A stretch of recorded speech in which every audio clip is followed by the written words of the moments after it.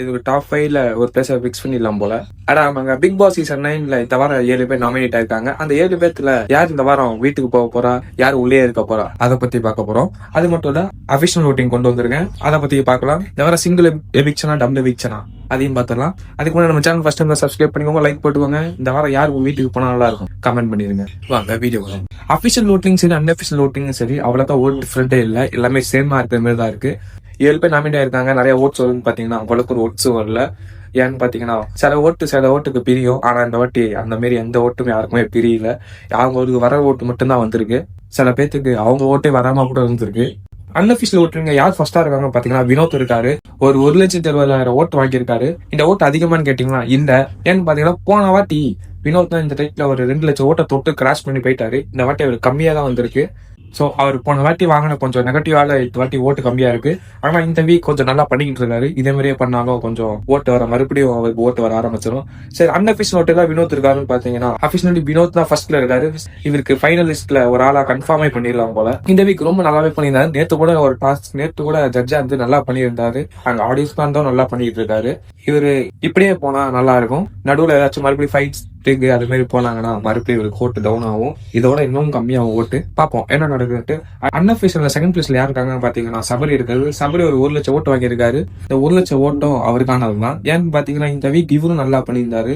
Code டாஸ்க்ல லாயரா வந்து செம்மையா பண்ணிட்டு இருக்காரு. நேத்திங்கன்னா ஒவ்வொரு கேள்வியும் செம்மையா பண்ணியிருந்தாரு. நேத்திக்கும் சரி, இந்த வீக்கே சரி, கோர்ட் டாஸ்க்ல லாயரா போனதுல இருந்து செம்மையா பண்ணிக்கிட்டு இருந்தாரு.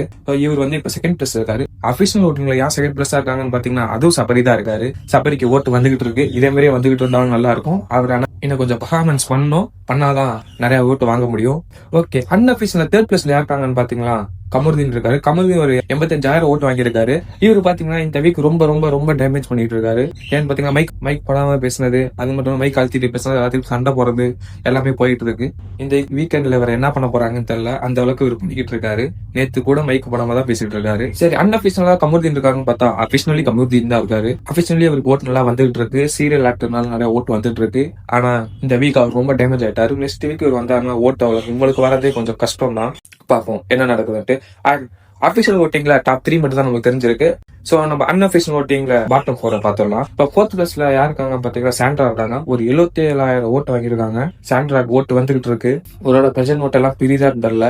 ஆனா இவங்களும் கொஞ்சம் யாரையும் குறை சொல்லாம கேம் விளையாண்டா நல்லா இருக்கும். அவர் குறை சொன்னதுனால மறுபடியும் உங்க நெகட்டிவ் ஏறிக்கிட்டே இருக்கும். அதனால சாண்ட்ரா இப்ப 4th பிளேஸ்ல இருக்காங்க. அண்ட் 5th பிளேஸ்ல யாரு இருக்காங்கன்னு பாத்தீங்கன்னா எஃப்ஜே இருக்காரு. எஃப்ஜே பாத்தீங்கன்னா ஒரு 50,000 ஓட்டு வாங்கியிருக்காங்க. எஃப்ஜேக்கு ஓட்டு கம்மி தான் இருந்தாலும் இந்த வீக் அவர் நெகட்டிவ் எல்லாம் பாசிட்டிவ் இருக்காரு. அதனால அவருக்கு ஓட்டு வரும். அது நெக்ஸ்ட் வீக் ஓட்டு வரும். பட் இந்த வீக் அவர் வீட்டுக்குள்ள இருப்பாரா அப்படின்னு கேட்டீங்கன்னா தெரியல. இப்ப 6th பிளேஸ்ல யாரு இருக்காங்கன்னு பாத்தீங்கன்னா அன்அபிஷியல் ஓட்டு வியானா இருக்காங்க. அவங்க பாத்தீங்கன்னா ஒரு 43,000 ஓட்டு வாங்கியிருக்காங்க. இவங்க பாத்தீங்கன்னா ஒரு பர்ஃபார்மன்ஸும் பண்றது இல்ல. இவங்களோட கேஸ் இன்னும் வரல. இன்னையோட டாஸ்க் வர முடிய போகுது. இவங்க கேஸும் வரல. இன்னும் இவங்க என்ன கேஸ் கொடுத்தாங்கன்னே அவ்வளவு ஞாபகம் கூட இல்ல. அந்த அளவுக்கு இருக்கு. அதனால இவங்க வருவாங்க கொஞ்சம் டவுட் தான். இந்த வீக் வீட்டுக்கு அமிச்சாலும் அனுப்பிச்சிருவாங்க. அண்ட் லாஸ்டா யார் இருக்காங்கன்னு பாத்தீங்கன்னா நீங்க எல்லாம் அவங்களோட எதிர்பார்த்த மாதிரி ரம்யா தான் இருக்காங்க. எவ்வளவுதான் லாஸ்டா இருந்தாலும் வெளில போக மாட்டேன்டா அந்த டைலாக் தான் உங்களுக்கு நல்லா பொருந்தும் போல. அவங்க எவ்வளவு இருக்காங்க. இவங்க ரம்யா எவ்வளவு ஓட்டு வாங்க 35,000 ஓட்டு தான் வாங்கியிருக்காங்க அன்அபிஷியல்ல. பாப்போம் இந்த வீக்காச்சும் அவங்க வெளில அனுப்புவாங்களா, மேல யாராச்சும் தூக்க போறாங்களா அப்படின்னு பாப்போம். அபிஷியல் ஓட்டிங்ல பாத்தீங்கன்னா டாப் 3 மட்டும் தான் உங்களுக்கு தெரிஞ்சது. அது யார் யாருன்னு பாத்தீங்கன்னா ஃபர்ஸ்ட்ல கானா ஒருத்தர் இருக்காரு. செகண்ட் சபரி. தேர்டு வந்து பாத்தீங்கன்னா கமருதீன் இருக்காங்க. கானா வினர் ஓகே, இந்த வீக் நிறைய பர்ஃபார்மன்ஸ் பண்ணிட்டாங்க. நல்ல ஓட்டு ஏறும். நெக்ஸ்ட் வீக் அவருக்கு ஓட்டு இருக்கும். ஆனா இப்ப பாத்தீங்கன்னா சபரி அப்படிதான். சபரி இந்த வாட்டி நல்லா பர்ஃபார்மன்ஸ் பண்ணிட்டாரு. இன்னொரு பர்ஃபார்மன்ஸும் மாறும்னு நினைக்கிறேன். அண்ட் கமருதீன் தான் டவுட். ஏன்னு பாத்தீங்கன்னா கமருதீன் இந்த வீக் ரொம்ப நெகட்டிவ் வாங்கிட்டாரு. நெக்ஸ்ட் வீக் இவருக்கு இந்த ஓட்டு வருமானே தெரியல. அண்ட் பிக் பாஸ் ரூல்ஸை மதிக்கணும். இல்லாட்டி இந்த வீக்கே ரிஸ்கி வெளில போட்டாலும் போட்டுருவாங்க. அன்அபிஷியல்ல தான் பாட்டம் 3 நம்மளுக்கு தெரிஞ்சிருக்கு. யாருன்னு பாத்தீங்கன்னா எஃப்ஜே, வியானா, ரம்யா. இதுல இருந்து ஒருத்தர் போனாலும் போலாம், 2 பேர் போனாலும் போலாம். ஏன்னு பாத்தீங்கன்னா வர டபுள் எவிக்ஷன் கன்ஃபார்ம் இருக்குன்னு சொல்லியிருக்காங்க. டபுள் எவிக்ஷன் இருந்தா 3 பேர்த்தாச்சும் 2 பேர் போயிருவாங்க. எனக்கு தெரிஞ்சு ரம்யா விட்டுட்டு வியானா எப்பயும் தூக்குவாங்க. ஏன்னா ரம்யாவை எதுக்கு வச்சிருக்காங்க இது வரைக்கும் யாருக்குமே தெரியல. இந்த ஓட்டிங் லிஸ்ட பார்த்து உங்களுக்கு என்ன தோணும் அது கமெண்ட் பண்ணிடுங்க. அண்ட் நேத்துக்கு ஒரு 2 கேஸ் நடந்தது. அந்த 2 கேஸ்ன்னு பாத்தீங்கன்னா ஒரு ஃபன் கேஸ், ஒன்னு வந்து ரொம்ப சீரியஸா போன கேஸ். சீரியஸ்ன்னு சொல்ல முடியாது. நேற்றுக்கான ஃபர்ஸ்ட் கேஸ் யாருங்க இருக்குன்னு பாத்தீங்கன்னா விக்ரம் வந்து சுபிக்ஷா கொடுத்த கேஸ் தான். அப்படி என்னடா அந்த கேஸ் பாத்தீங்கன்னா வீடு முழுக்க பீட் பாக்ஸின் பேர்ல துப்பிட்டு இருக்காங்க. அவங்க பாட்டின பார்த்தே 12 நாள் கேட்க முடியல அப்படின்னு சொல்லிட்டு ஒரு கேஸ் கொடுத்துருந்தாங்க. அது வந்து பிக் பாஸ் நேற்று காலையிலே கொடுத்தாங்க அந்த கேஸை. அந்த கேஸ் என்டர்டைன்மெண்டா கொண்டு போங்கன்னு சொல்லிட்டாங்க. சரி எவ்வளவு ஃபன் பண்ண முடியுமோ அவ்வளவு ஃபன் பண்ணலான்ட்டு இவங்க நினைச்சாங்க. அதுக்கப்புறம் விக்ரமோட லாயரா சபரியா எடுத்தாங்க, சுபிக்ஸோட லாயரா பாரு எடுத்தாங்க. விக்ரம் அண்ட் சுபிக்ஸாவும் சேர்ந்து வினோத் அண்ட் எஃப்ஜேவை ஜட்ஜா செலக்ட் பண்ணாங்க. இதுல பார்த்து இந்த கேஸ் ஃபன்னா போச்சான்னு கேட்டீங்கன்னா ஃபன்னா தான் போச்சு, செம்மையாவும் போச்சு சொல்லணும். ஏன்னா வினோத் ஜட்ஜா இருந்துட்டு கவுண்டர் வேற லெவலில் கொடுத்துக்கிட்டே இருந்தாரு. கோர்ட் உள்ள போன உடனே எல்லா ஃபன்னும் ஸ்டார்ட் ஆயிடுச்சு. வினோத் செம்மையா ஃபன் பண்ணான்னு தான் சொல்லணும் ஜட்ஜா இருந்தது. அதுக்கப்புறம் பார்த்தீங்கன்னா விக்ரம் வந்து நல்லா ஆக்டிங் நல்லா பண்ணாரு. ஏன்னா பார்த்தீங்கன்னா காலையில பஞ்சு வந்துச்சு, நல்லா ப்ராப்பர்ட்டினா இருந்து நல்லா பண்ணாங்க. ஆனா இந்த கேஸ்ல யார் ஜெயிச்சாங்கன்னு பாத்தீங்கன்னா சுபிக்ஷா தான் ஜெயிச்சாங்க. என்னன்னு பாத்தீங்கன்னா அவங்க கலைக்கு மதிப்பு கொடுக்கணும்னு சொல்லிட்டு எஃப்ஜே வினோத்தும் சுபிக்ஷா சாதகமா சொல்லிட்டாங்க. சோ சுபிக்ஷா தான் அந்த கேஸ்ல வெற்றி பெற்றாங்க. அதனால ஆதாரங்கள்லாம் கொண்டு வந்து யாருன்னு பாத்தீங்கன்னா விக்ரம் தான். விக்ரம் அண்ட் சபரி தான் கொண்டு வந்தாங்க. கேஸ் நல்லா போச்சுன்னு சொல்லணும், கொஞ்சம் ஃபன்னா போச்சு. அண்ட் நெக்ஸ்ட் கேஸ் யாருன்னு பாத்தீங்கன்னா அரோரா வந்து பாரு கொடுத்த கேஸ் தான். அது என்ன கேஸ்ன்னு பாத்தீங்கன்னா என்னை எல்லாத்தையும் சொல்லி நாமினேட் பண்ண சொல்லி வீட்டு விட்டு வெளில போக சொல்றாங்க, என்னை பார்த்தா அவங்களுக்கு கடுப்பா இருக்கு அப்படின்னு சொல்லிட்டு ஒரு கேஸ் கொடுத்துருந்தாங்க. அந்த கேஸ் பாத்தீங்கன்னா நேற்றுக்கு வந்துச்சு. நேற்றுக்கு அதிக நேரம் போன கேஸ் இந்த கேஸ் தான். நடுவில் பிரேக் வர விட்டு மறுபடியும் இந்த கேஸ் ஆரம்பிச்சாங்க. அந்த அளவுக்கு போச்சு. இதுல பாத்தீங்கன்னா அரோரா வந்து லாயரா விக்ரம் செலக்ட் பண்ணாங்க, பாரு வந்து கமுதீனை செலக்ட் பண்ணாங்க. அண்ட் அரோரா அண்ட் பாரு சேர்ந்து ஜட்ஜா கனி அண்ட் சாண்ட்ரா செலக்ட் பண்ணாங்க.